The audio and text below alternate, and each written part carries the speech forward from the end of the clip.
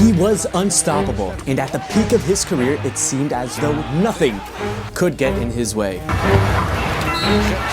Or so we thought. Ladies and gentlemen, Dr. James here, and today I'll be talking about the medical condition that threatened the career of the basketball superstar Shaquille O'Neal.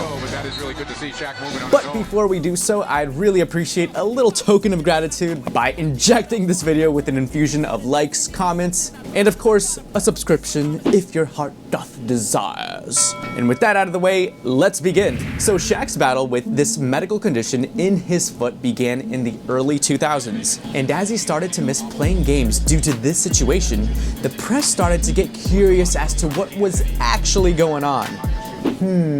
Just for some context, during the 2002 to 2003 NBA season, Shaq missed a total of 15 games, and in the following season, he was absent for an additional 12 games, all due to the same condition. Now, as for the name of Shaq's medical situation, which he suffered from, it's actually a relatively common foot problem called plantar fasciitis. This is when the thick band of tissue at the bottom of your foot called the plantar fascia, which runs from your heels to your toes, becomes irritated, aka inflamed. And it's this inflammation that causes a sort of sharp pain at the bottom of your foot, especially at the heel. Interestingly enough, this pain becomes especially noticeable first thing in the morning, after waking up and taking your first steps of the day. Now, as for Shaq, the pain and inflammation in his foot caused him to alter his playing style, which affected his mobility and ability to jump. This in turn affected his scoring and rebounding abilities, as well as his defensive play. He also had difficulty running up and down the court, and his lateral movement was limited.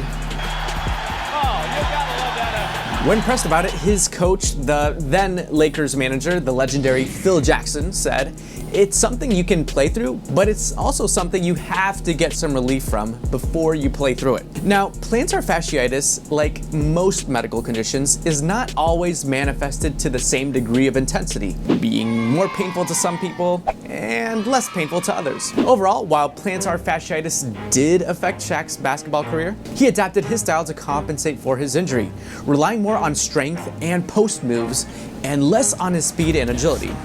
But before you pity the man too much, Shaq was still able to have a successful basketball career, winning 4 NBA championships and being named an NBA All-Star 15 times, thus becoming one of the greatest players of all time. Now, if you feel like you perhaps have plantar fasciitis and would like to know how to treat this condition at home, you can click on the suggestion at the end of this video, or also click on the link in the description below. And as always, my friends, until next time. So keep your head on your shoulders. Now we ain't out here moving rocks, we out here moving boulders. Now we ain't getting posterized, we out here making posters, and we ain't got nothing to hide. We move forward like soldiers.